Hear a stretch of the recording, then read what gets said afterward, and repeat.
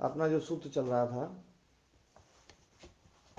दृष्टा विषय को लेकर के, जो है चित्त शक्ति जो अप्रति संक्रमा है, तदाकारापत्तौ स्वबुद्धि संवेदनम, तदाकारापत्ति को समझाया था।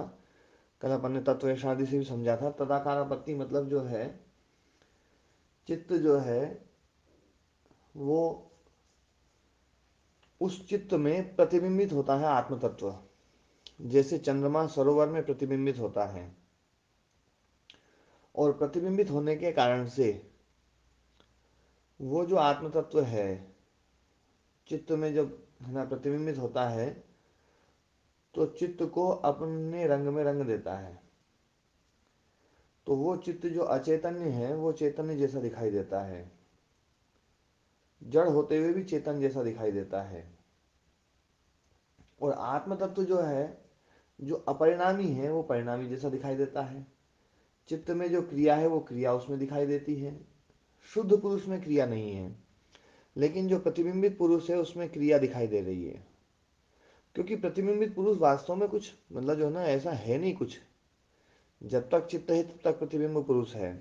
चित्त समाप्त तो प्रतिबिंब पुरुष समाप्त तो शुद्ध पुरुष ही रहेगा केवल। तो शुद्ध पुरुष जो ना केवल मतलब वो केवल है।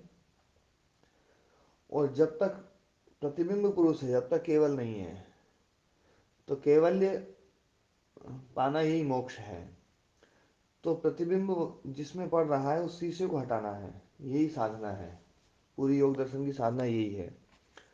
और उस प्रतिबिंब के कारण से ही स्वबुद्धि संवेदनम, उस बुद्धि का जो अनुभव है वो जो ज्ञान है वो प्रतिबिंब स्थानीय पुरुष को हो रहा है। क्योंकि प्रतिबिंब पुरुष स्थानीय में प्रतिबिंब स्थानीय जो पुरुष है उस पुरुष में क्रिया भी है परिणाम भी है सब कुछ है ना। तो ये बात कल तत्वशादी ने बहुत अच्छे से समझाई है ना। अब अगला सूत्र है। ओम गुरु जी। हाँ ओम जी ओम। गुरु जी, अध्यात्म तो इतना ही है बस, बाकी तो विज्ञान। हाँ जी। हम्म,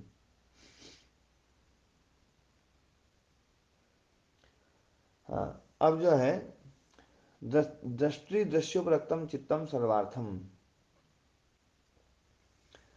दृष्टा और दृश्य से उपरक्त जो चित्त है वो सर्वार्थ है।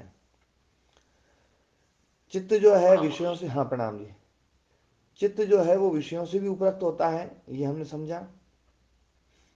विषयों से तो उपरक्त होता ही है वो, क्योंकि विषयों को ग्रहण करता है। और दृष्टा से भी उपरक्त होता है।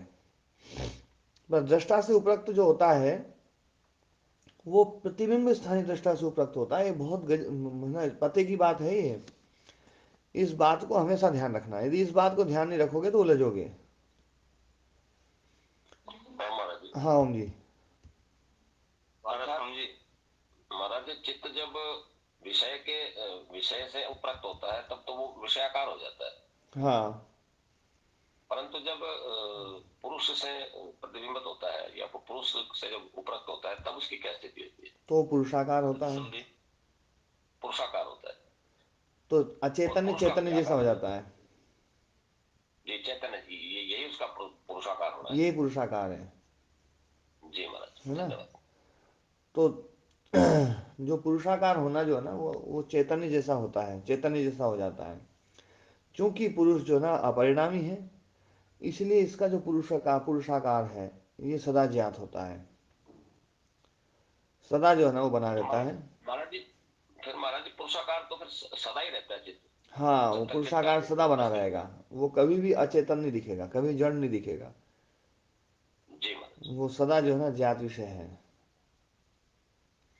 लेकिन बस ये ध्यान रखना है, एक बिंब है एक प्रतिबिंब है। बिंब और प्रतिबिंब, प्रतिबिंब को हमेशा समझ के रखना। ये जो प्रतिबिंब जी स्थानीय पुरुष है ना उस पुरुष से आकारित होता है ये। जी मतलब जी जो है एक बात बड़ी गजब की है देखो, है ना मुकेश जी। ये बात आप भी समझेंगे और बहुत सारे साधक भी समझेंगे इस बात को। चित्त जो जी, है, समझिए। चित्त जब विषयों को ग्रहण करता है तो विषयाकार हो जाता है। लेकिन उस अवस्था में चित्त से विषय को अलग किया जा सकता है। विषयाकार है ना जो है, चित्त और विषय बिल्कुल पृथक पृथक हैं, है या नहीं है? मतलब मैं घट को देख रहा हूं तो मैं घटाकार हो गया मेरा चित्त, लेकिन घड़ा बिल्कुल अलग है। जी हाँ। घड़ा बिल्कुल अलग है। घड़ा जो है ना, घड़े को अलग किया जा सकता है ना। मतलब वैसे तो घटाकार की बजाय ये लोग ये उदाहरण दिया करते हैं हमेशा, जैसे नील, नील वर्ण को मैं देख रहा हूं तो मेरा चित्त नील वर्ण वाला है, नील वर्ण से युक्त हो गया जी। है। जी महाराज। जैसे स्फटिक मणि लाल रंग में रखी हुई तो लाल हो जाती है, वो तदाकार हो जाती है। हाँ ऐसे जी। ही लाल रंग, मतलब स्फटिक मणि के समान चित्त भी जो है विषय को ग्रहण करता है तो विषयाकार हो जाता है। तो नील को देखा तो नीलाकार हो गया, लेकिन नील उससे बिल्कुल पृथक भी है। लेकिन आत्मा के साथ में ऐसा नहीं बन सकता है, क्योंकि आत्मा के साथ में वो सदा ज्ञात विषय है। यहाँ पर सदा ज्ञात विषय, वो कभी ज्ञात विषय होता है, कभी अज्ञात विषय होता है, ये पहले भी समझाया है। विषय के साथ में चित्त का जो ज्ञातित्व है वो सदा ज्ञात विषय नहीं है, कभी ज्ञात विषय है, कभी अज्ञात विषय जी है महाराज जी।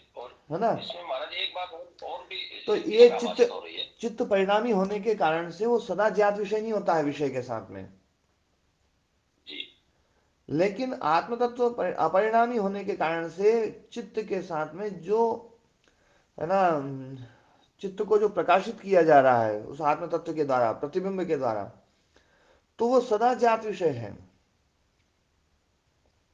और वो जो सदा ज्ञात विषय है, वहां पर जो प्रतिबिंब बन रहा है वो प्रतिबिंब को अलग नहीं किया जा सकता।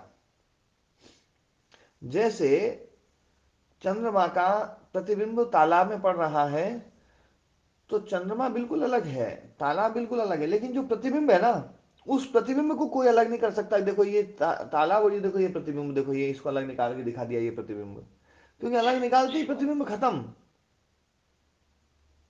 महाराज जी, इससे एक एक निष्कर्ष आ रहा है बुद्धि में, आपसे मैं समर्थन चाहूंगा कि हाँ जब चित्त विषय से उपरक्त होता है हाँ। तो चित्त और विषय दोनों अलग अलग भासते हैं। हम्म। और लेकिन जब आत्मा और आत्मा तो क्या कहें उसको, जो जो प्रतिबिंब स्थानीय पुरुष।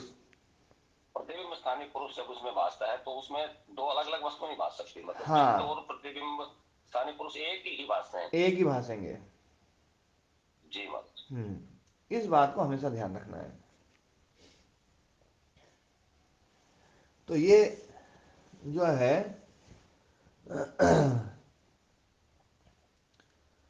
अब, और वो जो पुरुष है उसको, मतलब उस पुरुष के कारण से चित्त में जो क्वालिटी आई वो तो अपन ने समझ ली। पर जो प्रतिबिंब स्थानीय जो पुरुष है, उस पुरुष में भी क्वालिटी बन जाती है। वो क्या बन जाती है? जो वृत्ति रूप वाला चित्त है वही वृत्ति वाला वो पुरुष बन जाता है। यही वृत्ति सारूप्यता है उसकी, यही तदाकारापत्ति है। और उस जी तदाकारापत्ति से ही विषय का ज्ञान होता है, स्वबुद्धि है ना, है ना, विज्ञान होता है, स्वबुद्धि संवेदन होता है। ये बात बिल्कुल स्पष्ट रूप से समझ लेनी है।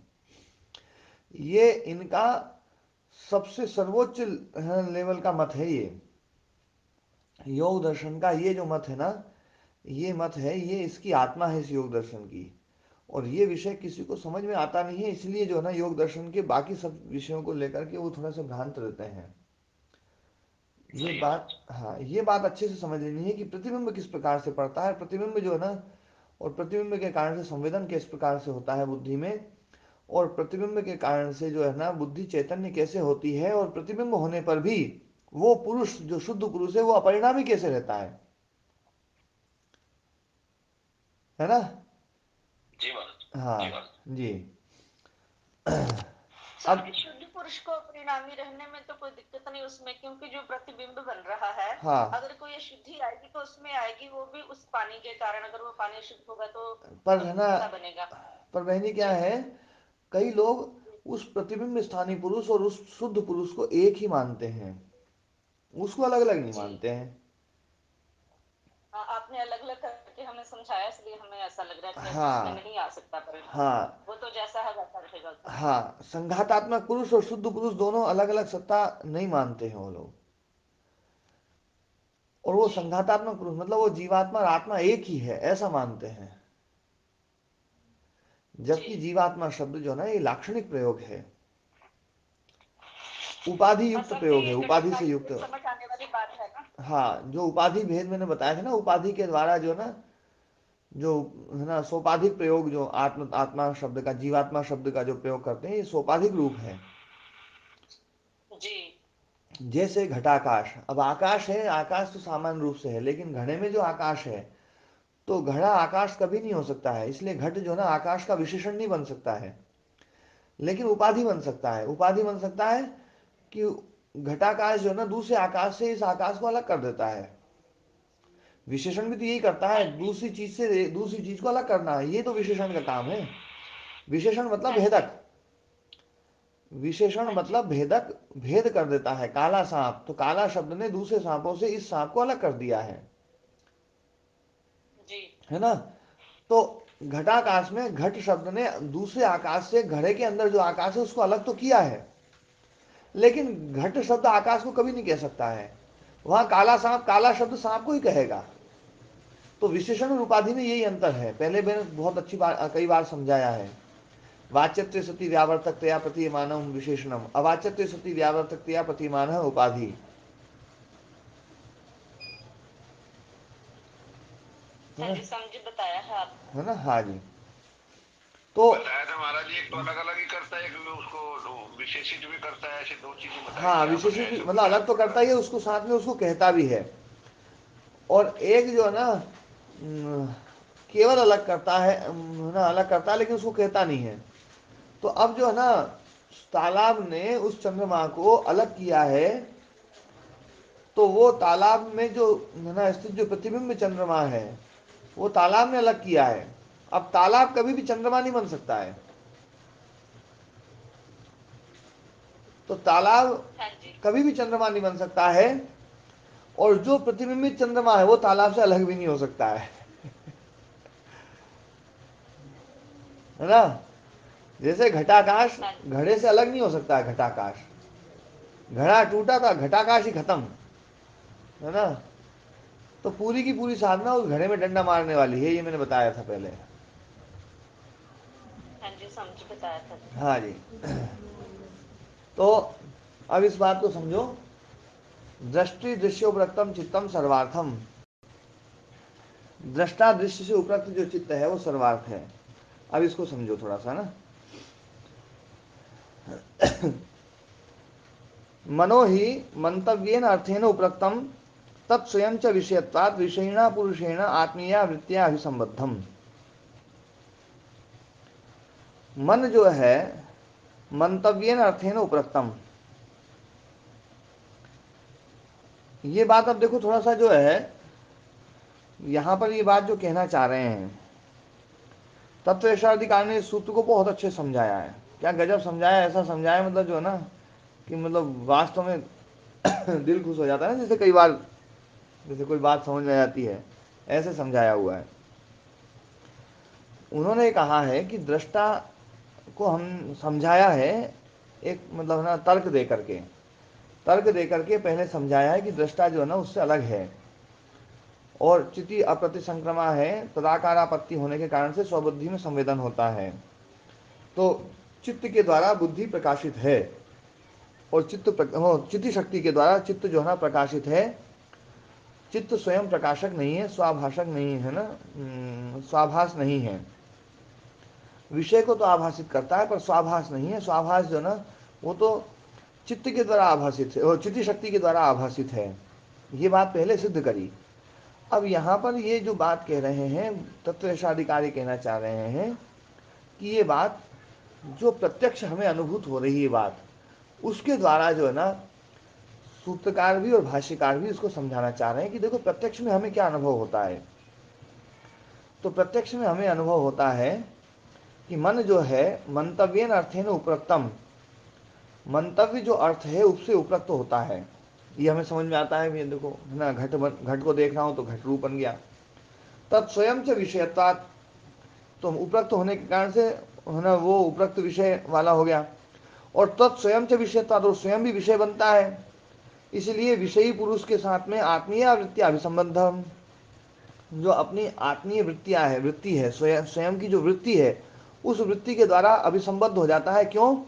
क्योंकि स्वयं विषयी है, वो स्वयं विषय है, तो स्वयं विषय बनता है, इसलिए विषयी पुरुष के साथ में है ना जो है अभिसंबद्ध होता है। अब ये जो विषयी पुरुष है, ये विषयी पुरुष कौन है? बिंब स्थानीय या प्रतिबिंब स्थानीय पुरुष? प्रतिबिंब स्थान। हाँ, ध्यान रखना, ये हमेशा ध्यान रखना है। ये प्रतिबिंब स्थानीय पुरुष जो है उस वो जो है उसके साथ में अभिसंबद्ध होता है वृत्ति के द्वारा, स्वकीय वृत्ति के द्वारा। वो वृत्ति है ना, वो वृत्ति उसको पकड़ती है, और वृत्ति पकड़ने के कारण से वो वृत्ति सारूप्य बनता है। और उसी के कारण से जो है ना, मैं घट को जानता हूँ, अहम घटम जानामि वेदमी, मैं घट को जानता हूँ, तो घट तो विषय हो गया, अहंकार रूप चित्त हो गया, और वेद में जो जानता हूं ये आत्मा का प्रत्यक्ष है, यही आत्मा का प्रत्यक्ष है, आत्मा को लिंगित कर रहा है ये चित्त, इसलिए लिंग मात्र है ना। तो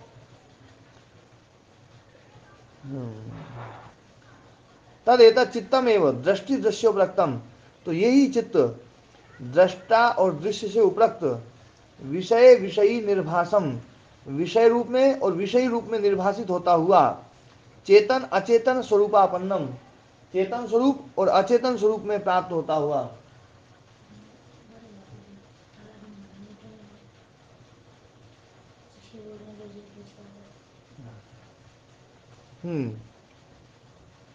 तो चेतन और अचेतन स्वरूप को प्राप्त होता हुआ, मतलब चेतन स्वरूप को प्राप्त क्यों करता है?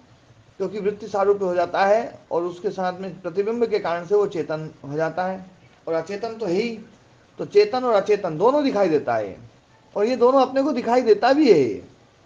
आप लोगों को भी ये बात तो समझ में आती होगी, हाँ यार चित्त जड़ है ना, जड़ भी है। जैसे शरीर जड़ दिखाई देता है और चेतन भी दिखाई देता है, दोनों ही दिखाई देता है हाँ जी। है ना। महाराज जी इसको यूं भी ऐसा नहीं कह सकते महाराज जी कि वो चित्त जो है, ये जो चेतना चेतन स्वरूप आपन्नम का अर्थ है कि वो विषय रूपी अचेतन को भी से भी व्याप्त हो रहा है और स्वयं चेतन रूप जैसा भी भास रहा है। नहीं, चेतन और अचेतन दोनों स्वरूपों को प्राप्त करके है ना, स्वरूपापन्नम, स्वरूपा को प्राप्त कर किया हुआ चेतन स्वरूप भी दिखाई दे रहा है और अचेतन स्वरूप भी है। उसके विषय और विषयी दोनों जो ना, वो विषय रूप भी बनता है स्वयं भी, और स्वयं विषयी भी बनता है। स्वयं विषयी बनता है तो अचेतन जो ना जड़ पदार्थ है उनको करता है, और उनके कारण से उस स्वरूप को प्राप्त होता है। मतलब नीले को देखा तो नील स्वरूप को प्राप्त हो गया, ये हो गया अचेतन स्वरूपापन्न। और उस जो प्रतिबिंब स्थानीय पुरुष है उसको जो ना वृत्ति के द्वारा अभिसंबद्ध किया तो चेतन स्वरूप भी हो गया, तो चेतन अचेतन स्वरूपापन्नम। ठीक है ना, स्पष्ट हो गया? ओम गुरु जी, क्या इस संघात पुरुष को जो प्रतिबिंब स्थानीय उसको विषयी पुरुष भी कहते हैं? हाँ, वो विषयी पुरुष है ना। वो विषयी पुरुष इसलिए है क्योंकि चित्त उसका विषय बन जाता है, चित्त को प्रकाशित कर देता है। तो चेतन अचेतन स्वरूपापन्नम विषयात्मकम अपि अविषयात्मकम इव, विषयात्मक होने पर भी अविषयात्मकम, मतलब वो स्वयं जो है ग्राह्य है, लेकिन ग्राह्य होते हुए भी ग्रहिता रूप ग्रहण कर लेता है, ग्रहिता रूप ग्रहण करके और दूसरों को ग्रहण करता है, दूसरे विषयों को ग्रहण करता है।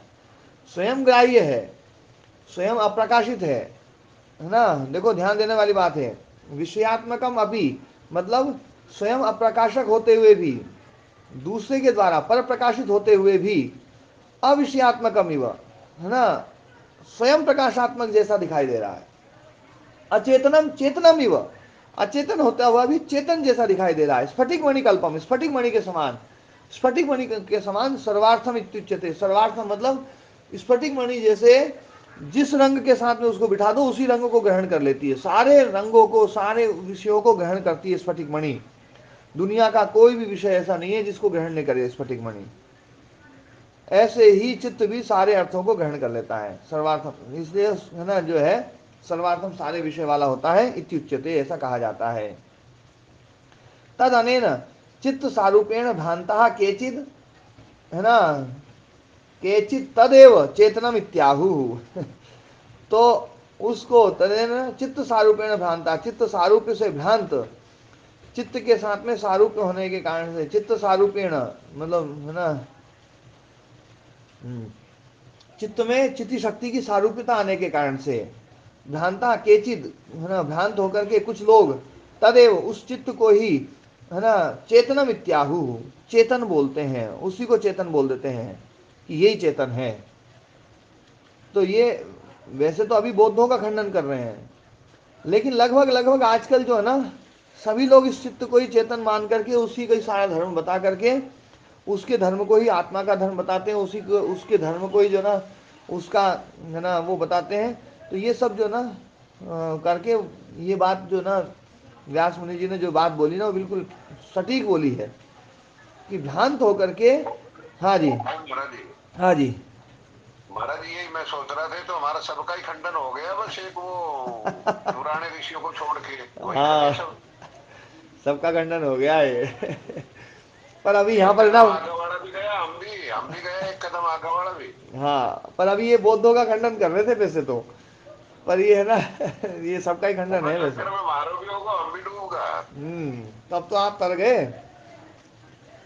हाँ महाराज जी, तर गया, बिल्कुल तर गया। हाँ जी। तो ये बात यहाँ पर गई। अब देखो इसी पैराग्राफ को जो है ना हम थोड़ा सा तत्व शादी में पढ़ते हैं। तो तत्व शादी, अब तद एवं दृश्यत्वेन चित्तस्य परिणामिनः तद अतिरिक्तः पुमान् परिणत है ना अपरिणति धर्मोपादितः। तद एवं पहले जो सूत्र चल रहा है उसमें उस प्रकार दृश्यत्वेन चित्तस्य जो चित्त है, चित्त के दृश्यत्वेन परिणामिनः, दृश्यत्व होने के कारण से चित्त का जो परिणामी, और तद अतिरिक्त और उससे अतिरिक्त जो उपमान है वो अपरिणति धर्म उपादिता, अपरिणति धर्म से उपादित, मतलब वो अपरिणामी है। ये उपादित कर दिया है, बिल्कुल साफ साफ बता दिया है कि दृश्य जो चित्त है, दृश्यत्व के कारण से चित्त जो है ना परिणामी है, और वो जो है ना वो अपरिणामी है, पुमान उससे अतिरिक्त है। अब संप्रति लोक प्रत्यक्षम अपनी अत्र प्रमाणयति। अब यहाँ पर लोक प्रत्यक्ष, लोक में जो प्रत्यक्ष दिखाई दे रहा है उसको भी उसके द्वारा भी प्रमाणयति प्रमाणित कर रहे हैं। और इसके द्वारा ये कह रहे हैं अतश्चैतति, है ना, कि अतः, ये भाष्य में जो ना अतः है ना, अतश्चैतद अभ्युपगम्यते, मतलब अतः मतलब लोकतः अपि, लोकतः अपि एतत् अभ्युपगम्यते, लोक से भी ये पता चलता है, लोक प्रमाण से भी पता चलता है, प्रत्यक्ष प्रमाण हमें जो दिखाई दे रहा है उससे भी यही बात पता चलती है कि दो अलग अलग सत्ताएं हैं। अवश्यम च एतद इत्यर्थः, अवश्यम च एतद इत्यर्थः, अवश्य ही ये है ना, ये मतलब चैतत का जो अर्थ है ना वो अवश्यम है ना, लोकतः अवश्यम एतद अभ्युपगम्यते, लोक से भी ये अवश्य ही बोध होता है, मतलब ना दृष्टि दृश्योपरक्तम चित्तम सर्वार्थम, यथा ही नील है ना, ये दृष्टि दृश्योपरक्तम चित्तम सर्वार्थम, ये सूत्र का वो ले लिया। अब इस सूत्र को खोल रहे हैं। यथा ही नीलाद्यनुरुक्तम चित्तम नीलाद्यर्थम प्रत्यक्षेण एव अवस्थापयति, नीलादि से अनुरक्त जो चित्त है, नीलादि अर्थ को प्रत्यक्ष के द्वारा अवस्थापयति स्थापित करता है, प्रत्यक्ष के द्वारा इसको ना मतलब प्रत्यक्ष प्रमाण से जो ना प्रस्तुत करता है ना।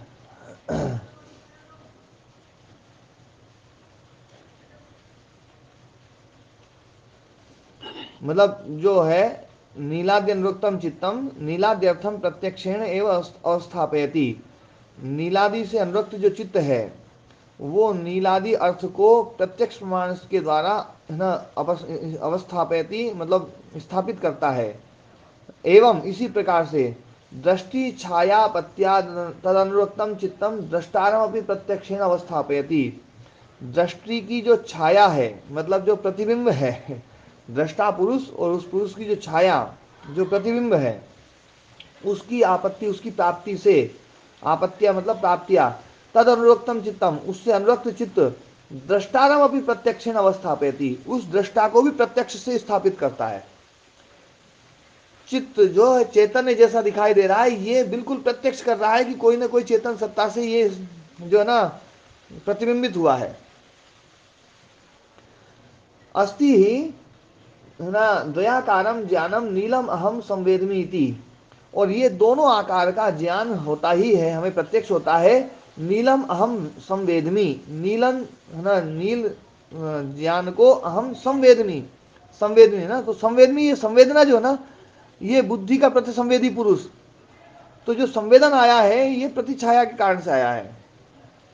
यही बात ध्यान रखना है, बुद्धि का प्रतिसंवेदी पुरुष, जो पुरुष के कारण से यहाँ पर जो है ना संवेदना जो आ रही है, वो उसके कारण से है। ये बात यहाँ पर घटित कर रहे हैं कि नीलम अहम संवेदमी, मैं नीलता का अनुभव कर रहा हूँ।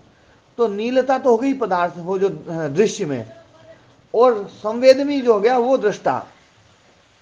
तो दृष्टा और दृश्य दोनों का दयाकारम ज्ञानम है ना प्रत्यक्ष प्रमाण के द्वारा यहाँ पर सिद्ध होता है। नीलम अहम संवेदमी, दोनों ज्ञान हो गया जी। जी महाराज जी, स्पष्ट हो रहा है कि ये वस्तु है और ये मैं जान रहा हूँ, ये मैं जान रहा हूँ, ये अनुभव कर रहा हूँ। तो अनुभव करता जो है ये दृष्टा के गुण के कारण से, दृष्टा के कारण से, और नीलम जो है ये दृश्य के कारण से, ये दो चीजें आ रही हैं, और दोनों ही चीजें आने के कारण से चित्त जो है ना दोनों को ग्रहण कर रहा है, दोनों के साथ में युक्त हो रहा है। ये बिल्कुल स्पष्ट रूप से समझ में आ रहा है। स्वामी जी, जिसके कारण से अनुभव हो रहा है, जिस दृष्टा के कारण, और वो दृष्टा खुद अनुभव नहीं करता है। हाँ, वो दृष्टा जो है ना, वो दृष्टा ही अनुभव कर रहा है वास्तव में, पर वो दृष्टा, दृष्टा की जो छाया है ना वो अनुभव कर रही है। उस दृष्टा हाँ की जी, छाया जो शब्द छाया के जो लिए दृष्टा ठीक शब्द का है। प्रयोग कर रहे हैं। हाँ जी स्वामी जी, लेकिन जिसके कारण अनुभव कर रहा है हम्म, वो खुद तो कोई कुछ अनुभव नहीं करता। वो सदा उसमें वो अनुभूत गुण है, है नहीं, लेकिन वो वो उस सदा गुण को अनुभूत है, देता है। वो सदा अनुभूत है, वो सदा है ना, इसलिए को दृष्टा दृषि मात्र है, ज्ञान मात्र, वो सदा ज्ञान मात्र, वो सदा ज्ञात है, स्वयं को स्वयं ज्ञात है हमेशा, एक रस। उसको किसी और से जानने की जरूरत नहीं है, क्योंकि और किसी से जानेंगे तो इसका मतलब है कि उसका ज्ञान जो है ना उसको है ही नहीं, तभी तो दूसरे से जाना गया। आत्म तत्व के बारे में जो भी उपदेश दिया जाता है, यही कहा जाता है कि आत्मा आत्मा को स्वयं जानता है, और सदा जानता है, सदा जानता है, सदा जानता है, दूसरे से जानने की जरूरत नहीं बोले। दृष्टारम मरे केन भी जानियात। हाँ, दृष्टा को दूसरे किसी चीज से क्या जानेंगे हम। हम्म, हाँ जी। तो ये द्वयाकारम ज्ञानम जो है ना अस्ति ही, क्योंकि ये द्वयाकार ज्ञान होता ही है। नीलम अहम संवेदमी इति, नीलम को, नील रंग को अहम संवेदमी में जान रहा हूँ, अनुभव कर रहा हूँ। तस्मात् जेवत् तद ज्ञाता भी प्रत्यक्ष सिद्धोपि न विविच्यावस्थापितो यथा जले चंद्रमसो बिंबम। मतलब जो है तस्मात् जेवत् तद ज्ञाता भी प्रत्यक्ष सिद्ध, जैसे जे जो है ना प्रत्यक्ष से सिद्ध है, ऐसे ही उसका जो ज्ञाता है वो भी प्रत्यक्ष से सिद्ध है। जो ज्ञाता जो है प्रतिबिंबित पुरुष जो है, वो प्रतिबिंब पुरुष भी प्रत्यक्ष से सिद्ध है। ध्यान देना, प्रत्यक्ष जो है ना, प्रत्यक्ष यहीं पर काम आता है बस। इसीलिए लिंग मात्र कहा गया है कि वो पुरुष को लिंगित करता है। चित्त, चित्त पुरुष को लिंगित करता है, तो पुरुष को लिंगित करता है, इसका मतलब है कि प्रमाण के द्वारा है ना सिद्ध हो गया। तो प्रमाण के द्वारा सिद्ध हो गया, तो यहीं पर ये प्रमेय बनता है। जो पुरुष की छाया है, वो छाया ही जो है वो है ना जो है प्रमाण के द्वारा मतलब जानी जाती है, इसलिए प्रमेय बन जाती है। जो शुद्ध पुरुष है वो कभी अर्थात प्रमेय नहीं बनेगा। अर्थात महाराज जी, चित्त ही विषय का और चित्त ही पुरुष को, दोनों को प्रतिबिंबित चित्त ही कर रहा है। चित्त ही कर रहा है, और चित्त बिल्कुल स्फटिक मणि है, स्फटिक मणि स्थान पर सत्व गुण है। सत्व गुण ही जो है ना वो इनको सबको करता है, बड़ा गजब का वो सत्व गुण है, इसलिए चित्त को महाराज जी, सत्तात्मक कहा गया है। स्वामी जी, चित्त महाराज जी, इससे स्फटिक ज्यादा मणि कुछ है। समझाया भी नहीं जा सकता मेरे ख्याल से। हाँ स्वामी जी, जी, चित्त है स्फटिक मणि। चित्त स्फटिक मणि है। हाँ ठीक है जी, मुझे भूल हो रही थी। जी जी, तस है ना, तस्मात् जेवत् तत् ज्ञाता भी प्रत्यक्ष सिद्ध होपी, इसलिए जेवत जे के समान ज्ञाता भी प्रत्यक्ष सिद्ध है, सिद्ध होपी, प्रत्यक्ष सिद्ध होने पर भी न विविच्य अवस्थापितो यथा जले चंद्रमसो बिंबम, लेकिन उसको पृथक करके अवस्थापित नहीं किया जा सकता। देखो क्या गजब की बात कही, जैसे जल में चंद्रमा को अलग है ना, चंद्रमसा बिंबम जो है ना, चंद्रमा के बिंब को अलग नहीं किया जा सकता जल से, ऐसे ही प्रत्यक्ष सिद्ध होते हुए भी उस जाता को चित्त से अलग नहीं किया जा सकता कि देखो ये चित्त है, जैसे ये घड़ा है और देखो ये चित्त है, ये चित्त शक्ति है, ये घड़ा और ये चित्त शक्ति दोनों अलग अलग नहीं किए जा सकते, जबकि प्रत्यक्ष से सिद्ध है। प्रत्यक्ष से सिद्ध होता हुआ भी चित्त से चित्त शक्ति को अलग नहीं किया जा सकता। बिल्कुल स्पष्ट हो गया दयाराम जी?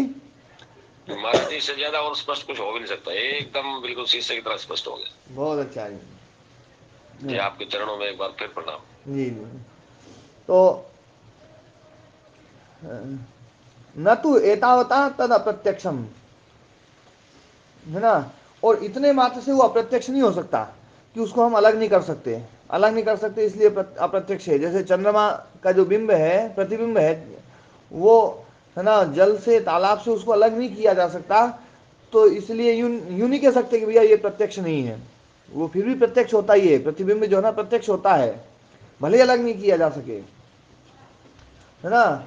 न चाहे जल गतत्व तद अप्रमाणमिति चंद्र रूपे अभी अप्रमाणम भवितुम अर्हति, यदि जल गतत्व जो है ना, जो चंद्रमा है, यदि उसको हम ये कह दें भैया कि वो अलग नहीं किया जा सकता इसलिए अप्रामाणिक है, प्रमाण से सिद्ध नहीं हो रहा है, तो प्रमाण से सिद्ध नहीं हो रहा है कि तुम है ना उसको अलग नहीं कर पा रहे हो, तो अलग नहीं कर पा रहे थे, उसको अप्रामाणिक कर दिया, तो जो मूल चंद्रमा है बोले वही अप्रामाणिक हो जाएगा। क्या गजब की बात कही है। अर्थात महाराज जी बिंब को केवल प्रतिबिंब रूप में ही जाना जा सकता है, बिंब रूप में उसको जाना ही नहीं जा सकता। हाँ, और यही बात जब मैंने वो बताई थी ना, जो है ना एक रूपता जो है ना,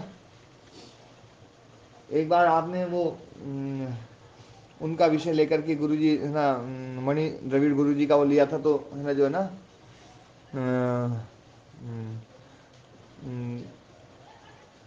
जीवात्मा और है ना आत्मा का एकत्व, उस विषय को लेकर के जब मैंने चर्चा करी थी एक दिन, उस विषय को आप फिर से सुनोगे ना तो ये बात समझ में आएगी।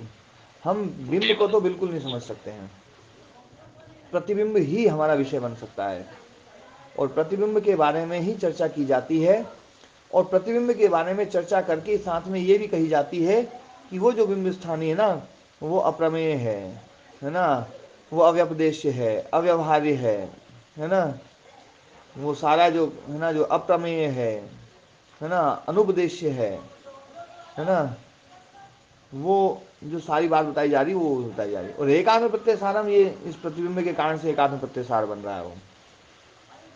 जी महाराज है, बिल्कुल सही है महाराज। हाँ जी। तो समझी, बिंब को सीधा, बिंब को नहीं जाना जा सकता, प्रतिबिंब को ही जाना जा सकता है, ये समझ नहीं आया जी। हाँ, बिंब जो है ना, बिंब किसी भी प्रमाण से जाना नहीं जा सकता, आत्मा मतलब यहाँ पर तो हाँ हम जी, जान लेते हैं, यहाँ तो हम जान लेते हैं, यहाँ तो चंद्रमा हाँ को भी हम जी, जानते हैं और वो उसको भी जानते हाँ हैं, जी जी है ना।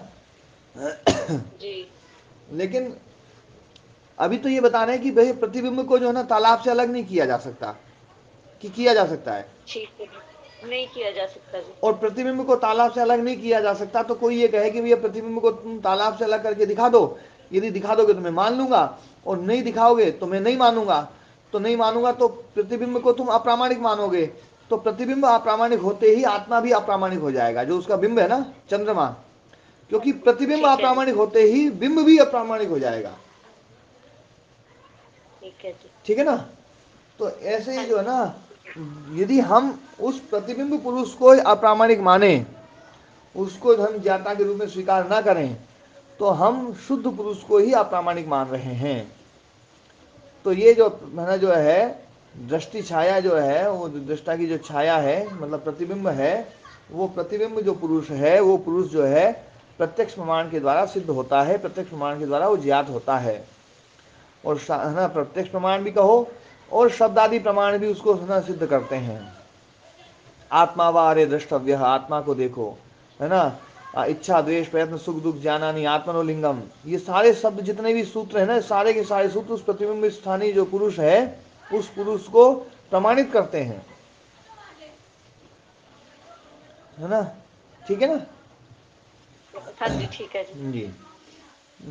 महाराज जी इससे तो सीधा सीधा ये एकदम एक लाइन में व्यर्थ आ गया, तात्पर्य शुद्ध पुरुष को प्रतिबिंबी स्थानीय पुरुष के माध्यम से ही जाना जा सकता है, या प्रतिबिंब स्थानीय पुरुष को ही जाना जा सकता है। हाँ, सीधा बाद में सीधा बोली प्रतिबिंब सही। पुरुष को जाना ही जा सकता है। जी जी जी जी महाराज।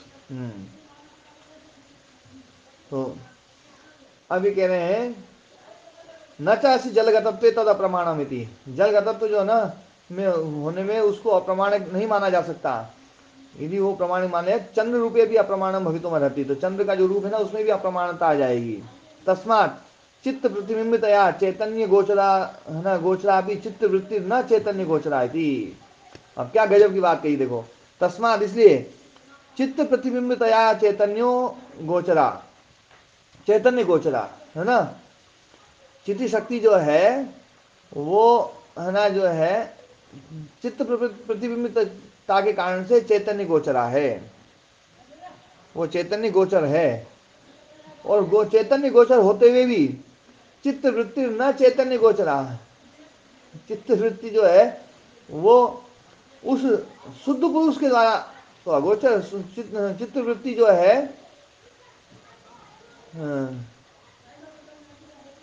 चैतन्य है। शुद्ध पुरुष देखो का चित्त इसको वृत्ति से इसको कोई समझो, लेना देना इसको नहीं। समझो, चैतन्य गोचरा मतलब चैतन्य है गोचर जिसका, है ना, ऐसी वृत्ति, तो चित्त प्रतिबिंबितता के द्वारा ही चैतन्य गोचर होता है। चित्त वृत्ति न चैतन्य गोचरा, चित्त वृत्ति जो है वो चैतन्य को गोचर नहीं कर सकती, शुद्ध चैतन्य को गोचर नहीं कर सकती है, शुद्ध चैतन्य को नहीं पकड़ सकती है। वो केवल और केवल चित्त प्रतिबिंबित जो चैतन्य ना उसी को गोचर, उसी को पकड़ेगी बस।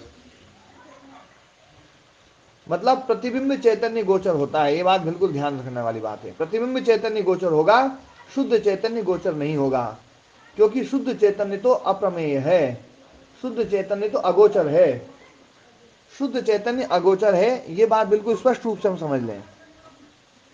महाराज जी चैतन्य को गोचर, जो गोचर बताकर भी शुद्ध चैतन्य को बिल्कुल अगोचर बता दिया। हाँ, शुद्ध चैतन्य अगोचर, और ये शास्त्र कहते भी हैं, जी महाराज, शास्त्र बार बार कहते हैं कि वो अगोचर है, जी, है ना। महाराज जी इसका मतलब तत्व शाब्दी का अध्ययन सामान्य तौर पर नहीं किया गया ठीक से, क्योंकि ऐसी व्याख्या जैसी व्याख्या आपने समझाई और किसी ने इस पर कभी कोई चर्चा ही नहीं की, बीच में ले जाकर छोड़ देते हैं। हाँ, क्या बोल रहे हो, फिर से बोलो।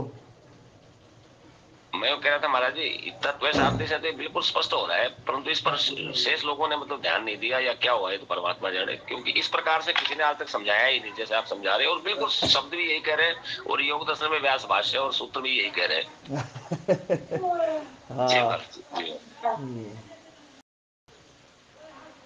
तदिदम सर्वार्थत्वम चित्तसीति, ये चित्त का सर्वार्थत्व है कि चित्त जो है ना उस प्रतिबिंब स्थानीय पुरुष को भी के साथ भी संबद्ध हो जाता है, और है ना विषय के साथ तो संबद्ध रहता ही है, तो इसलिए ये सर्वार्थत्व है।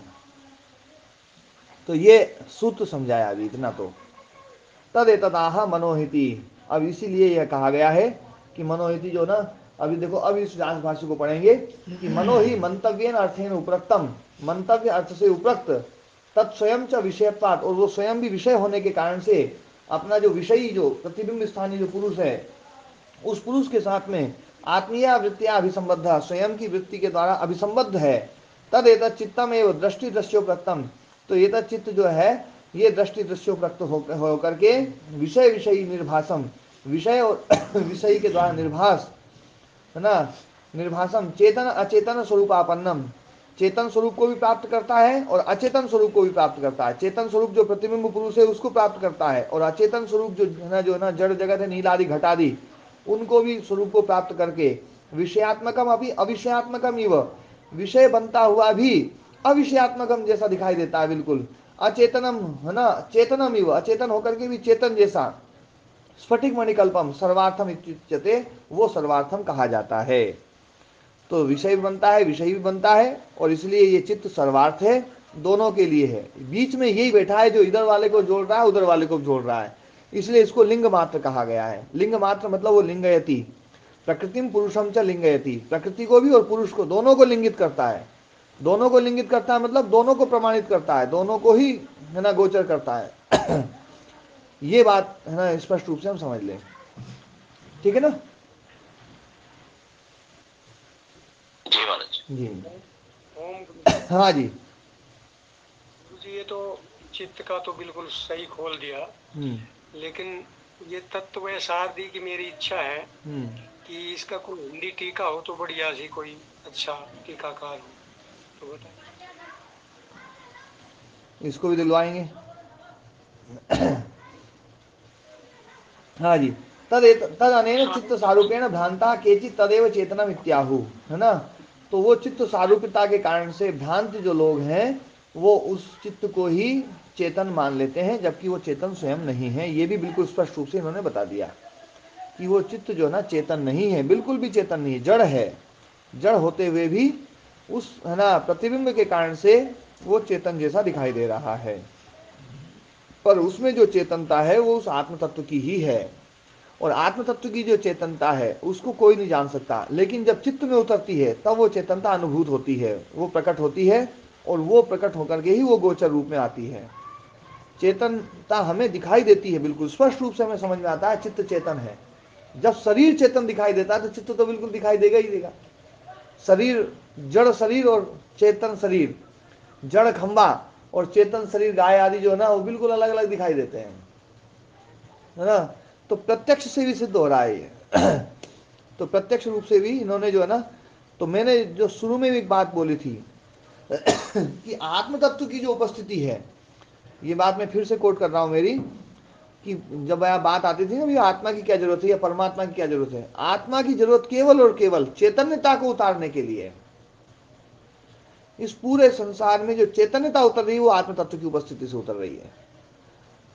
बाकी व्यवस्था जो है ना, उस व्यवस्था के लिए व्यवस्थापक की आवश्यकता है, परमात्मा की तो तुलना नितांत आवश्यकता है। हाँ जी महाराज जी, इस प्रकार से तो विचार करने पर तो ईश्वर भी प्रतिबिंबित ही हो रहा है। हाँ, वो तो देखो, वो तो पहले अपन ने स्थापित कर ही दिया ना वो तो। जी जी जी, लेकिन दृढ़ नहीं हुआ, इसलिए बार बार ये सामने आती है तो और पक्का होता जा रहा है ये विचार। हाँ और संघात में तो कहा ना, उसको भी समझे ना। हाँ जी जी हाँ जी, ओम प्रणाम जी। वो उस व्याख्या को एक बार फिर से सुनना दयाराम जी, आप जो ना वो जो मैंने बोली थी ना, जो द्रविड़ गुरु जी वाली जो बात आपने कही थी जो ना, उस पर जब बोला था। जी महाराज हाँ, तो उस रिकॉर्डिंग को फिर से सुनोगे ना आप, जी तब आपको समझ में आएगा जीव ब्रह्म ऐक्यम। जी। हाँ जी हाँ जी एक प्रश्न है, हाँ ये जब जब जब आत्मा जब मृत्यु होती है, जब मतलब ये शरीर से चित्त की जब हाँ से छूटता है जब आत्मा, तो कितने दिनों के बाद, फिर कितने समय के बाद दूसरी योनि में आता है? ये तो देखो अपने कर्मों के आधार पर है, इसमें कोई फिक्स टाइम नहीं है। ये कर्मों के आधार पर उसका जो शरीर है ना, उसके लायक शरीर बन जाए और वो परिस्थिति आ जाए तो आ जाएगा, नहीं तो ईश्वर की व्यवस्था में वो ना रहेगा ही। तो इतने दिनों तक वो कहाँ आत्मा रहती है? वो तो है ना, वो तो रहता ही है जीवात्मा, जीवात्मा को रहने में कोई दिक्कत नहीं है। दूसरा दूसरा ये जो जब आदमी मुक्ति में, जो कोई भी आत्मा जब जाती है, ये जो शरीर से मुक्त हो जाता है, तो क्या वो जो मुक्ति में दूसरी आत्माएं जहाँ जहाँ होती हैं, क्या वो एक दूसरे को पहचान पाएंगी कि नहीं पाएंगी? नहीं, वो दूसरे को पहचानने की जरूरत नहीं है उनको। यदि वो दूसरे को पहचानती तो सदा से पहचानती हैं। और वहां तो स्वयं को ही, बस स्वयं के रूप में ही हमें रहना है, स्वरूप प्रतिष्ठा। और अपना जो रूप है ना, उसमें बिल्कुल दुख नहीं है, अपने रूप में मुक्ति की बिल्कुल दुख नहीं। अवस्था में, मुक्ति की अवस्था में पूछ रहा हूँ। हाँ, मुक्ति की अवस्था में हम स्वरूप अवस्था में ही रहेंगे, बस केवल स्वरूप अवस्था। वहाँ वहाँ दूसरी आत्मा एक दूसरे को नहीं पहचान पाएगी। दूसरे को जानने की जरूरत ही नहीं रहेगी। अच्छा। हाँ जी। दूसरा आपने जो ये बताया था जब हम लोग पढ़ रहे थे शुरू में, तो स्फटिक मणि को आपने आत्मा का रूप बताया था कि आत्मा है, और उसमें फूल जिस टाइप का हम रंगते हैं, जिस नहीं रंग का फूल डालते हैं वैसा दिखाई देता है। वो समझने में या कोई बोलने में ऐसा हुआ होगा, नहीं तो मैं शुरू से ही स्फटिक मणि को ना, जैसे फूल में है ना आत्मा रखी हुई है, वो स्फटिक मणि रखी हुई है, फूल है आत्मा, और आत्मा है हाँ ना जो ना, तो स्फटिक मणि बिल्कुल लाल हो गई है। ऐसे ही चैतन्य में है ना बैठा हुआ जो चित्त है, वो चित्त जो है वो चैतन्य जैसा बन रहा है।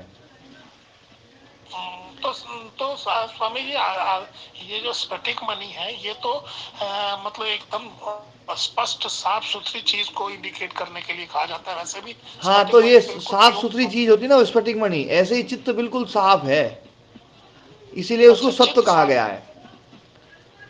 सत्व कहा गया है, लेकिन रजस और तमस के द्वारा जब गंदा होता है ना, तो गंदे विषयों को पकड़ता है, नहीं तो ये हाँ, ना। अपने त्रिगुण के वजह से जैसा जिसका इफेक्ट है वैसा उसमें आ जाता हाँ, है। लेकिन उसमें जो रिफ्लेक्शन है ना वो सत्व के कारण से ही है, ये बिल्कुल स्पष्ट रूप से समझ लेना।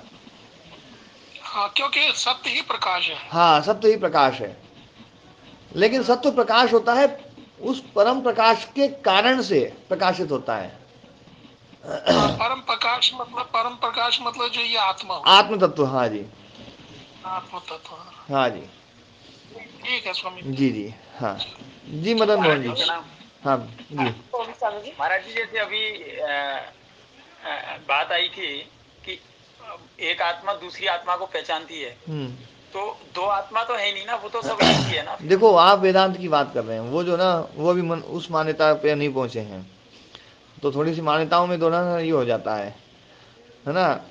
अभी क्या है, एक मत ये भी है, जिस बात को मैं बोलता हूँ कि अनेक अनंत आत्माएं हैं, जितने चित्त हैं उतनी आत्माएं हैं। एक मत ये भी है, वेदांत का मत है कि भैया उतनी आत्माओं की जरूरत नहीं है, एक ही आत्मा से सब हो जाएगा, है ना। तो वो अभी आत्माओं का। महाराज जी ऐसा नहीं है कि जैसे महलों में बहुत छोटे छोटे शीशे लगे रहते हैं, हाँ, तो एक ही चित्र है ना वो हर शीशे में दिखाई दे रहा है, ऐसा है ना। हाँ, ऐसा भी हो सकता है ना, वेदांत में वहां जाकर के वही बात आएगी, लेकिन ना अभी सांख्य योग जो है ना, सांख्य योग इसको नहीं मानते, सांख्य योग अलग अलग आत्मा को ही मानते हैं। पर ये वेदांत में जाकर के ना कई साधकों को समझ में आ गई है ये बात, आपको भी समझ में आ गई है, लेकिन मैं इसका बखेड़ा नहीं खड़ा करना चाहता हूँ। ये शुरू से मैं इस बात को बोलता हूँ कि आत्मा के एकत्व और अनेकत्व पर मैं अभी कोई चर्चा नहीं करूंगा। जिसको एकत्व समझ में आ गया है वो समझ लो अच्छे से, कोई दिक्कत नहीं है, उसको मैं धन्यवाद भी देता हूँ, बहुत बढ़िया समझा आप लोगों ने, है ना। क्यों जी जी राम महाराज जी कुमार जी। प्रणाम। मगर स्वामी जी एक बात है ना, कल आपने बताया कि आत्मा जो है अलग अलग अपना अपना मतलब पावरफुल होता है, हाँ। तो अब एक आ जाता है लास्ट में, मतलब एक अगर हो जाता है वो, तो फिर अलग अलग के उसकी पावर कैसे वो इंडिकेशन जब होगी। एकत्व स्थापित करेंगे ना, जब वेदांत पढ़ेंगे, जब उसको तब समझाऊंगा मैं। अभी तो अपन अलग अलग मान रहे हैं, तो अलग अलग मानेंगे, उसको कोई दिक्कत नहीं है। नहीं, मगर थोड़ा कंफ्यूजन हो जाएगा ना कि अगर दो अलग अलग पावर वाली है और फिर एक भी है लास्ट में, हाँ, तो नहीं वो वो कैसे एकत्व को अभी अभी आप आएगा। मानो ही मत, अभी एकत्व को, अभी आप एकत्व वाले सिद्धांत को बिल्कुल मत मानो अभी। ठीक है स्वामी। हाँ, अभी पृथक पृथक जो है ना अनंत आत्माएं हैं, ऐसा ही सिद्धांत मान करके चलो अभी। अभी अभी तो महाराज जी सारी बात चित्त पे ही है। हाँ, पूरा अभी तो चित्त पे बात है, भाई आत्मा पे अपन लड़ाई झगड़े करेंगे ही नहीं। ओम गुरु जी। हाँ ओम जी। गुरु जी, एक इस सब्जेक्ट से अपना एक अलग थोड़ी जिज्ञासा है। हाँ। किसी पत्रकार से या चैनल वाले से कोई महापुरुष की बात कर रहे थे, तो उन्होंने कुछ बोला शिव जी भगवान के बारे में, तो मैं आपसे भी और सभी साथी भी सुनना चाहेंगे, उनके बारे में आप बताइए क्या है। इसके बारे में चर्चा अपन कल करेंगे, ठीक है ना। जी, आज पाठ को यहीं विराम देते हैं।